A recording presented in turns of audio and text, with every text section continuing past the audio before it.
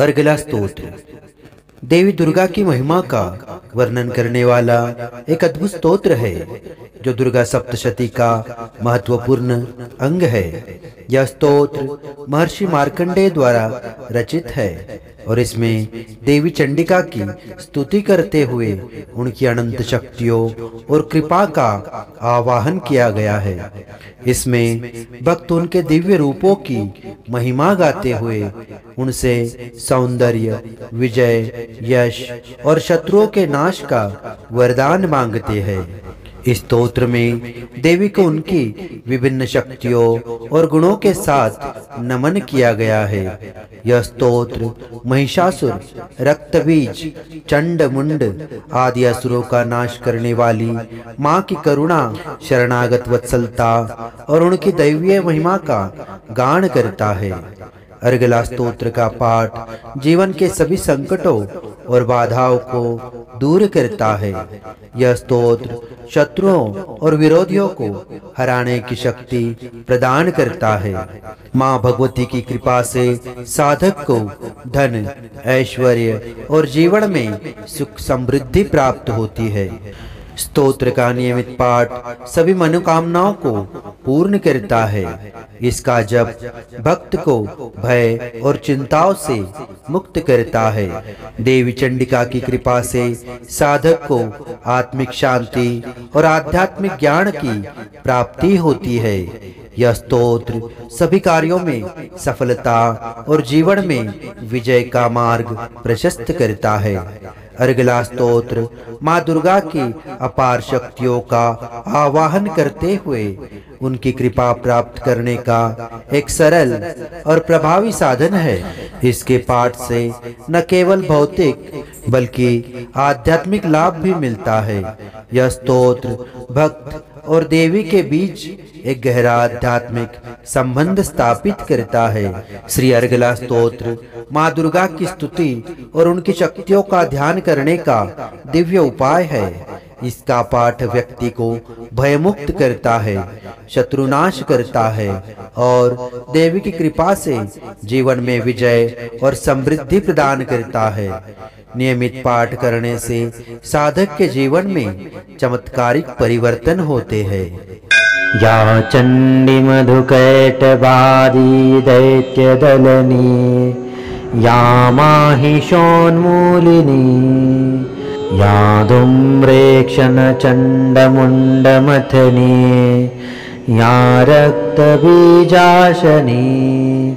शक्ति शुंभ निशुंभ दैत्य दलनी, या सिद्धिदात्री परा, सा देवी नवकोटिमूर्ति सहिता, मां पातु विश्वेश्वरी। अथ अर्गला स्तोत्रम्। ओम अस्य श्री अर्गला स्तोत्र मंत्रस्य विष्णुर्षिः अनुष्टुप्छन्दः श्री महालक्ष्मीर्देवता श्री जगदम्बा वृत्तये सप्तशती पाठांगत्वेन जपे विनियोगः। ओम नमः चंडिकायै। मार्कंडेय उवाच ओम जय त्वं देवी चामुण्डे, जय भूतापहारिणी, जय सर्वगते देवी, कालरात्रे नमोस्तुते, जयन्ति मंगला काली, भद्रकाले कपालिनी, दुर्गा शिवा क्षमा दात्री, स्वाहा स्वधा नमोस्तुते, मधुकैटभ विध्वंसी, विधातृवरदे नमः। रूपं देहि जयं देहि, यशो देहि द्विषो जहि, महिषासुरनिर्नाशी, भक्तानां सुखदे नमः। रूपं देहि जयं देहि, यशो देहि द्विषो जहि, धूम्रनेत्रवधे देवी, कर्म कामार्थदायिनी। रूपं देहि जयं देहि, यशो देहि द्विषो जहि, रक्तबीजवधे देवी, चण्डमुण्डविनाशिनी रूपं देहि जयं देहि यशो देहि द्विषो जहि निशुम्भशुम्भनिर्णाशी त्रैलोक्यशुभदे नमः रूपं देहि जयं देहि यशो देहि द्विषो जहि वन्दिताङ्घ्रियुगे देवी सर्वसौभाग्यदायिनी रूपं देहि जयं देहि यशो देहि द्विषो जहि अचिन्त्यरूपचरिते सर्वशत्रुविनाशिनी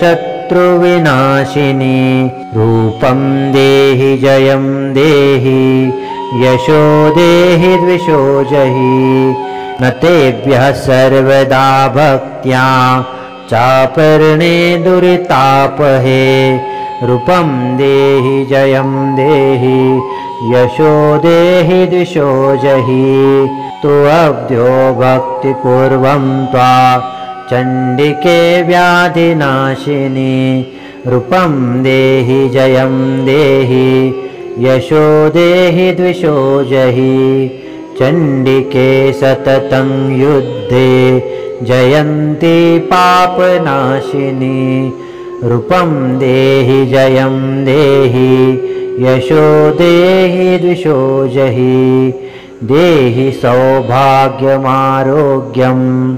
देहि देवि परं सुखं रूपं देहि जयं देहि यशो देहि द्विषो जहि विदेहि देवि कल्याणं विदेहि विपुलां श्रियं रूपं देहि जयं देहि यशो देहि द्विषो जहि विदेहि द्विषतां नाशं विधेहि बलमुच्चुके रूपं देहि जयं देहि यशो देहि द्विषो जहि सुरासुरशिरोरत्न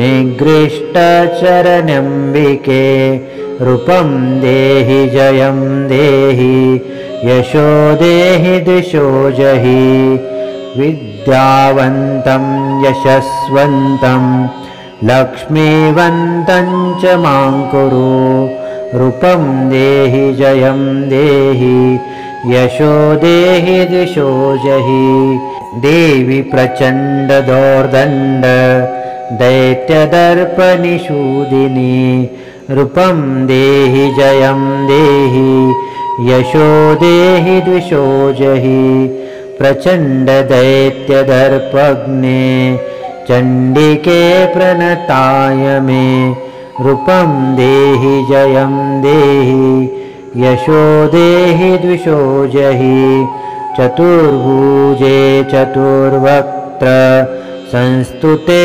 परमेश्वरी रूपं देहि जयं देहि यशो देहि द्विषो जहि कृष्णेन संस्तुते देवी शश्वद्भक्त्या सदाम्बिके रूपं देहि जयं देहि यशो देहि द्विषो जहि हिमाचलसूतानाथ संस्तुते परमेश्वरी रूपं देहि जयं देहि यशो देहि द्विषो जहि इन्द्राणिपते सद्भाव पूजिते परमेश्वरी रूपं देहि जयं देहि यशो देहि द्विषो जहि देवी भक्तजनोद्धाम दत्तानन्दोदयम्बिके रूपं देहि जयं देहि यशो देहि द्विषो जहि भार्यां मनोरमां देहि मनोवृत्तानुसारिणीं रूपं देहि जयं देहि यशो देहि द्विषो जहि तारिणी दुर्गसंसार सागरस्याचलोद्भवे रूपं देहि जयं देहि यशो देहि द्विषो जहि इदं स्तोत्रं पठित्वा तु महास्तोत्रं पठे नरः सप्तशतीं समाराध्य वरमाप्नोति दुर्लभम्। इति श्री मार्कण्डेय पुराणे अर्गलास्तोत्रं समाप्तम्।